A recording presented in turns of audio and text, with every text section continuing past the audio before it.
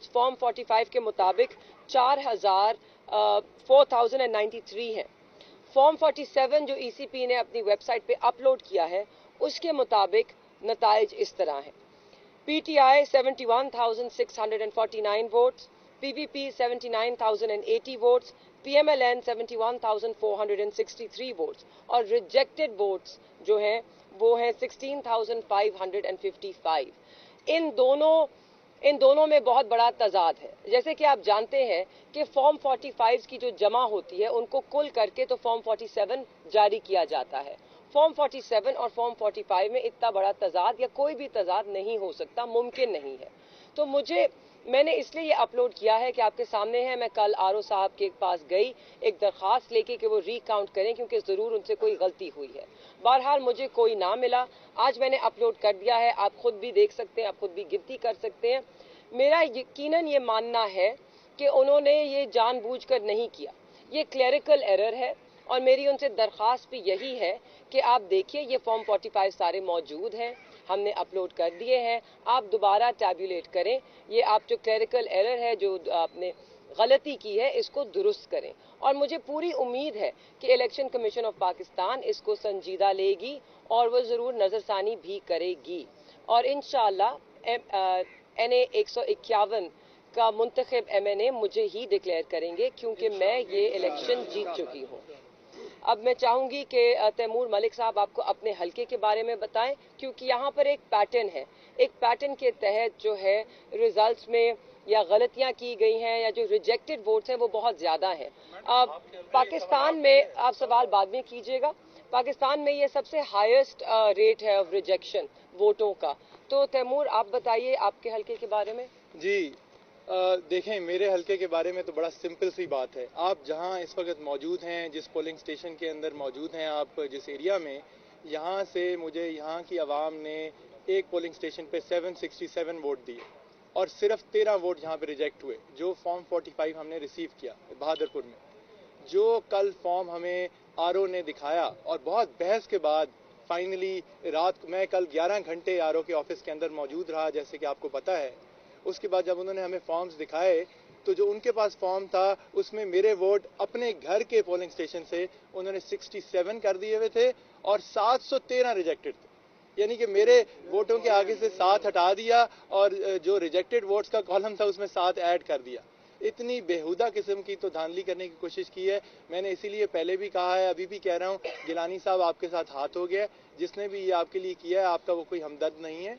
आप सेनेट की सीट ना छोड़ें, सेनेट की सीट से भी जाएंगे और कानूनी तौर पे ये सीट तो आपकी है ही नहीं।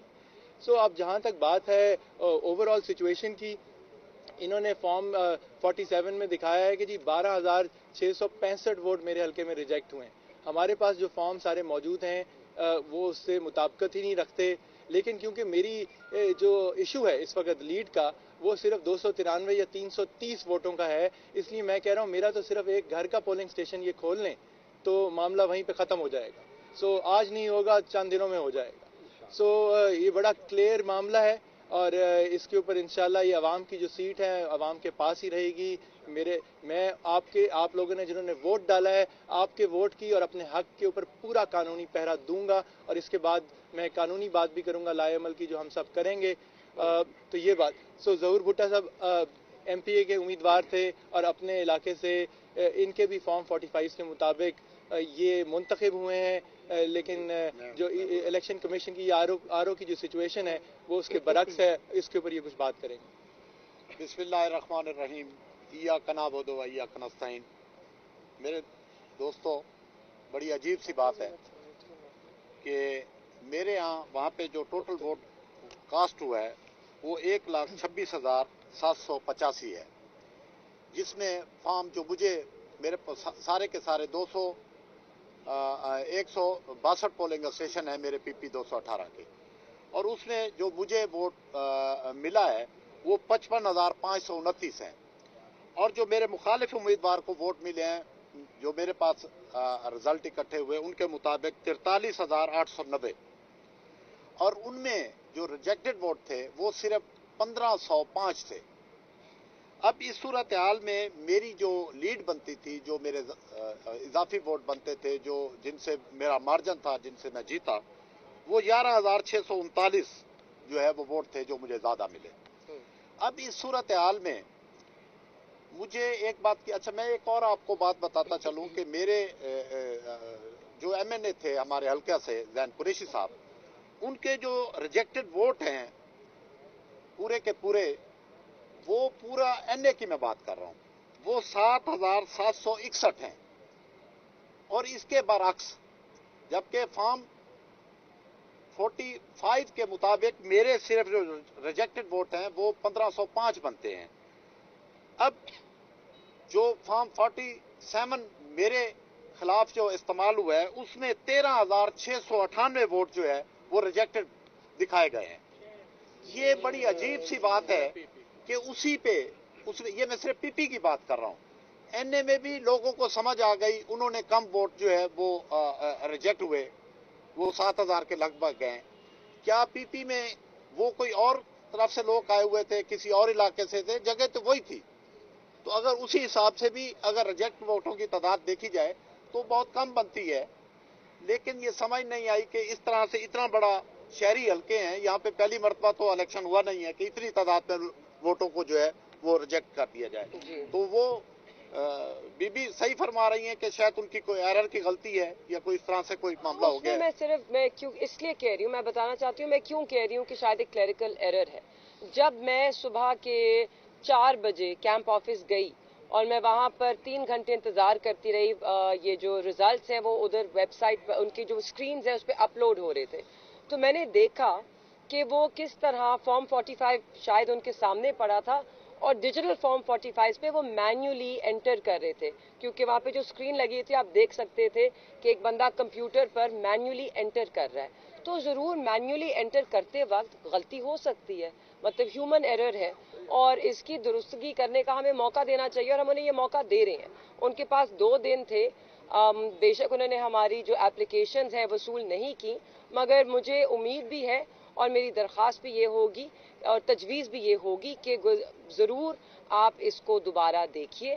آپ سے کچھ غلطی ہوئی ہے گنتی میں اور کوئی انٹری میں کلیریکل ایررز ہوئے ہیں، آپ فارم 45 اپنے سامنے رکھیے اور اس کو دوبارہ سے، یا آپ اپنی ویب سائٹ پہ فارم 45 اپلوڈ کر دیجئے سارے جیسے کہ ہم نے کیے ہیں، اور لوگ اس کا جائزہ لیں اور آپ دوبارہ اس کا حساب کریں تاکہ آپ کو بھی یہ واضح پتہ چل جائے کہ یہ غلطی ہوئی ہے.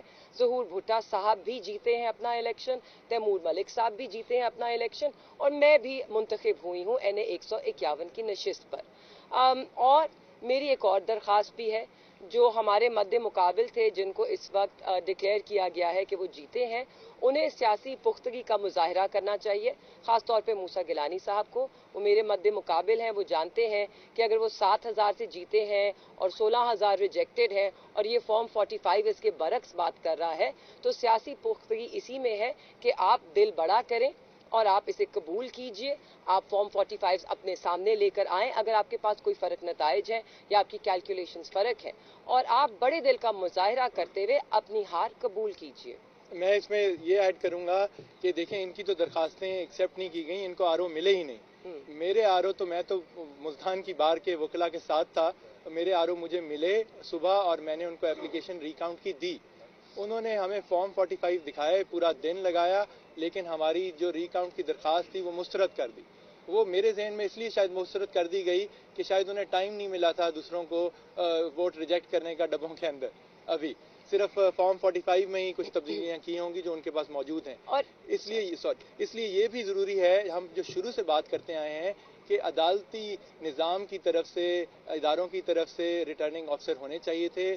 یہ سول بیوروکریسی کے جو ماتحت آر اوز تھے وہ یہ دباؤ سینئر بیوروکریسی کا یا دوسروں کا برداشت شاید نہیں کر سکتے تھے اور نہیں کر پائے.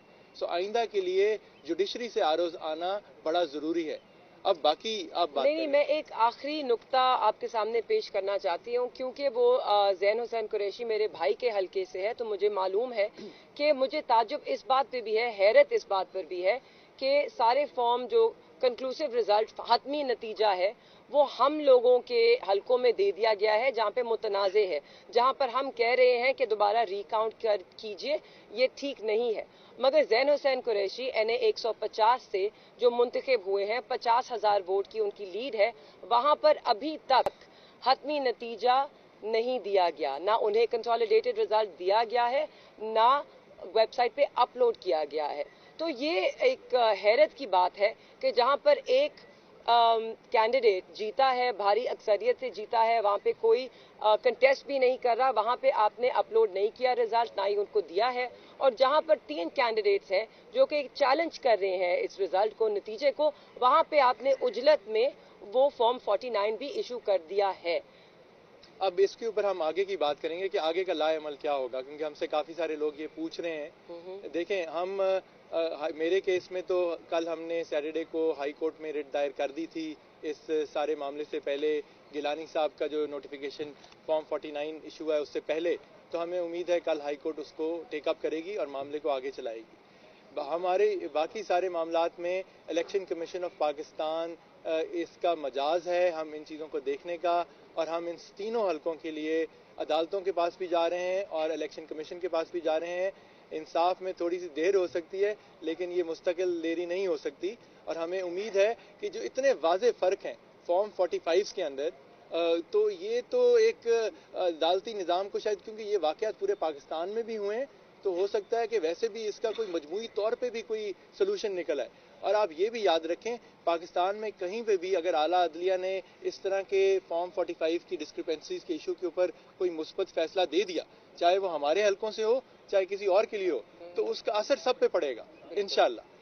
سو یہ ہے۔ اب جہاں تک بات ہے کہ عوام کیا کرنا چاہتی ہے، کیا کر رہی ہے، ہمارے حلقوں کے عوام جو ہیں، بلکہ ملتان پورے کے عوام، وہ اس وقت ظاہر ہے چاہتے ہیں کہ ان کے منتخب نمائندے پارلیمان میں جائیں، حلف اٹھائیں۔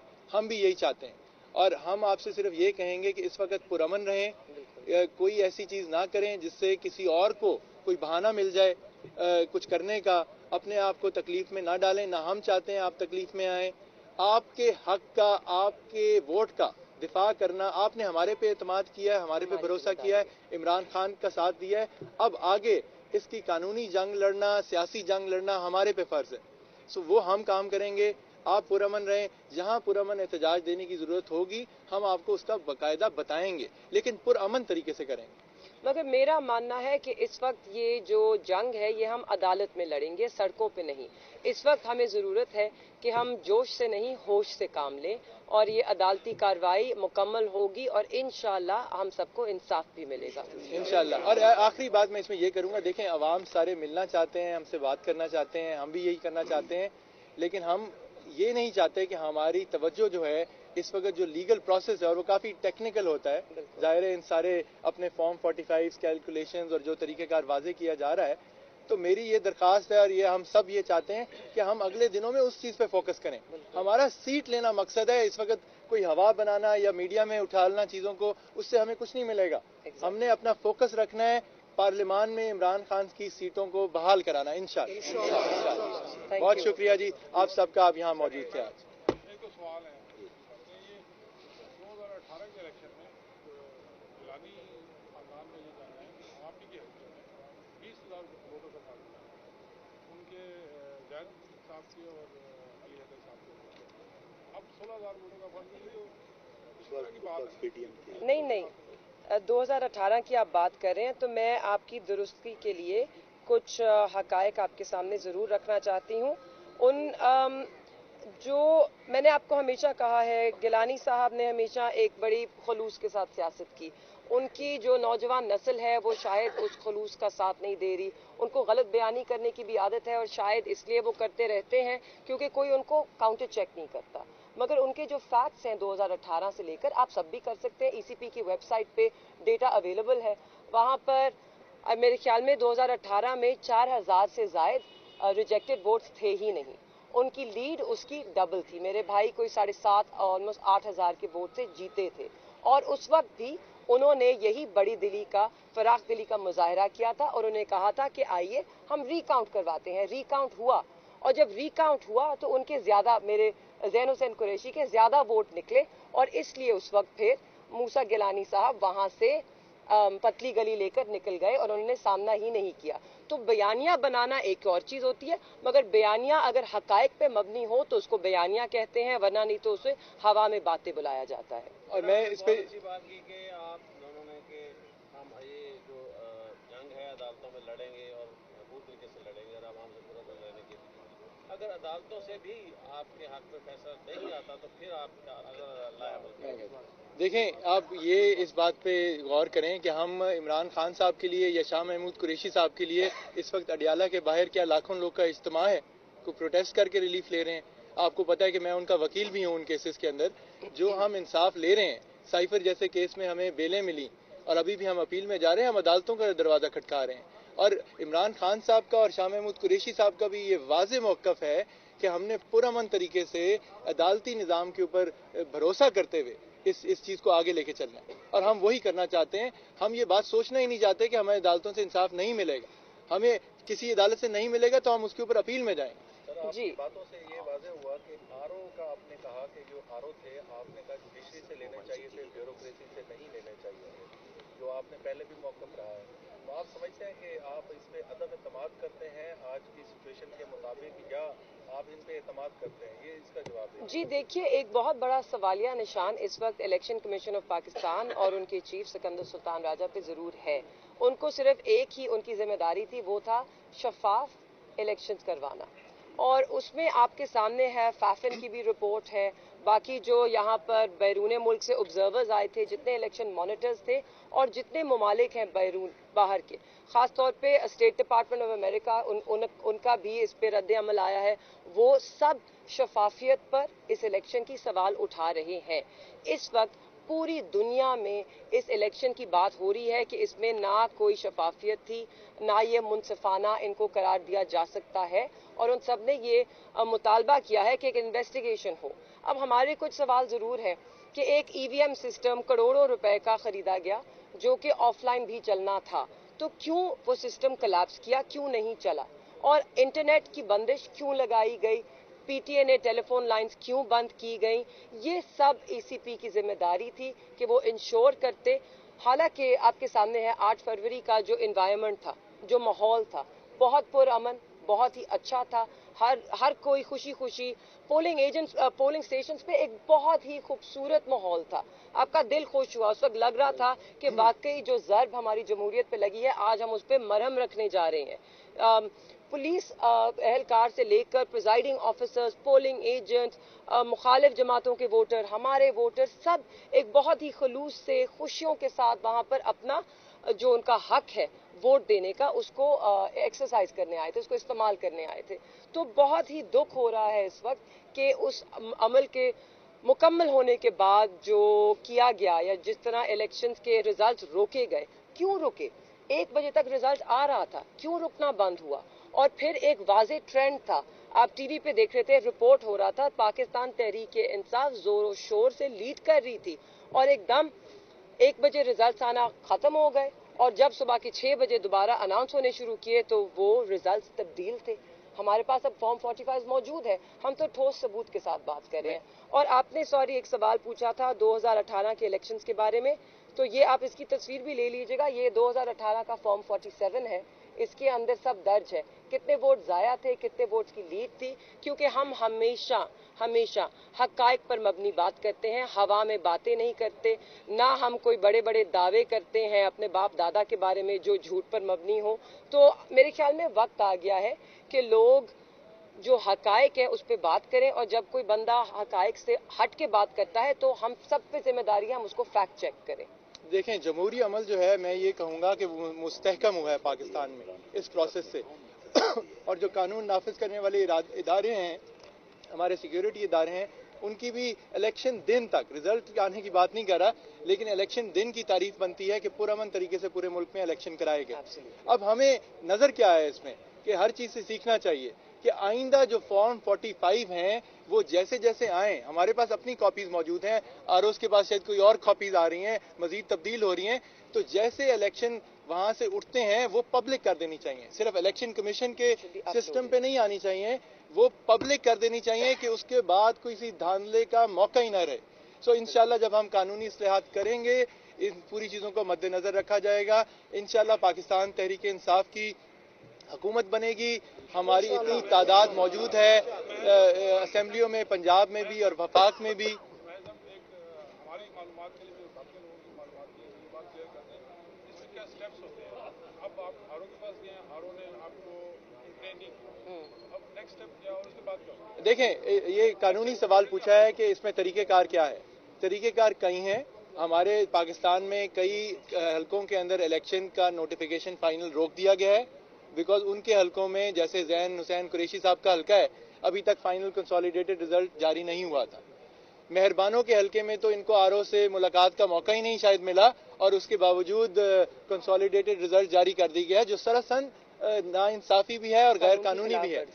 मेरे उसके अंदर मैंने सिर्फ 293 वोटों का फर्क है, 8,000 से कम वोटों का फर्क हो या 5% से कम का, तो वो जो है वो आपका कानूनी हक बनता है और मैंडेटरी है लाइक आरओ के ऊपर के रिकाउंट कराए। उन्होंने कल का पूरा दिन ज़ाया किया, 11 घंटे 10:30-11 घंटे में उनके दफ्तर में मौजूद था। उसके बाद उन्होंने सिर्फ अपनी जो पहले टेबुलेटेड उनके पास रिजल्ट से उसमें पोस्टल बैलेट का ऐड करके जारी कर दिया। तो ये हाई कोर्ट देखेंगे। मेरी दरखास्त ऑलरेडी दायर है। अब हम ये है कि हम कुछ चीज़ों के ऊपर हाई कोर्ट जा सकते हैं, कुछ चीज़ों के लिए हम इलेक्शन कमीशन जा रहे हैं, फिर उसके बाद ट्रिब्यूनल बनते हैं।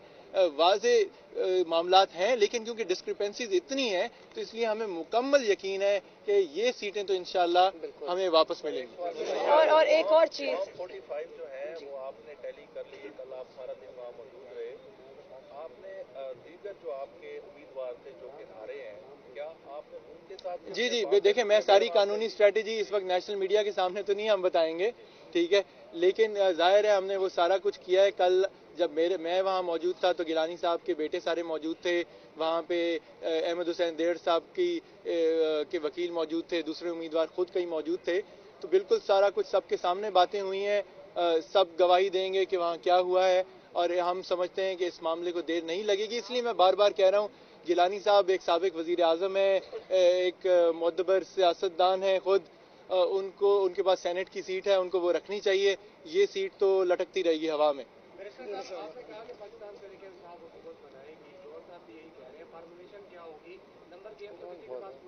देखें, हमें तो इस वक्त हम अभी अपने उसमें फंसे हुए हैं, हमें नहीं पता वहाँ क्या चीज़ हो रही है। जब हम अडियाला में होते हैं तो गौहर साहब और बाकी सबसे ज़्यादा मुलाकात और खान साहब से डिस्कशन होती है। इस वक्त हम आपके सामने मुल्तान में मौजूद हैं, तो नहीं पता कि एग्जैक्टली क्या हो रहा है। हमने अपनी सीटों को वापस लेके पार्टी को देनी है ताकि हमारी इंशाल्लाह हुकूमत बने। बिल्कुल इंशाल्लाह। बहुत शुक्रिया जी सबका, बहुत शुक्रिया। चलो, थैंक यू।